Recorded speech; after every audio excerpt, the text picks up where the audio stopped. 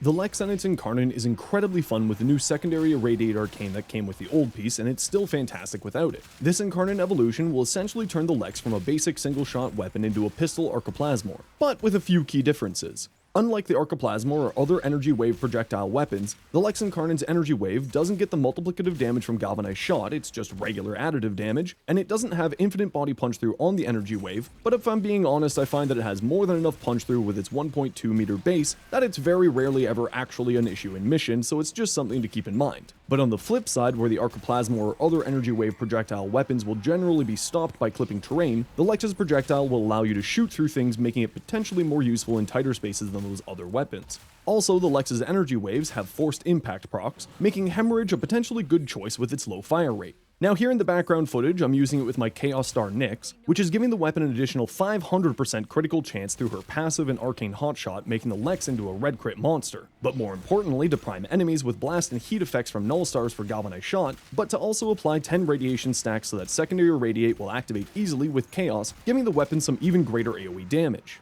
If you're not using a radiation base frame like Nyx, Oberon, or Corvex, or just aren't a fan of Secondary Irradiate, don't worry, it still works great by swapping in Cascadia Flare, and potentially Galvanized Shot for Hornet Strike if you don't have something to prime for you. If you like the look of this Nyx, check the link in the description for her build, and as always, the Lex's build is at the end, sub for more tips, and swing by my stream if you need any help.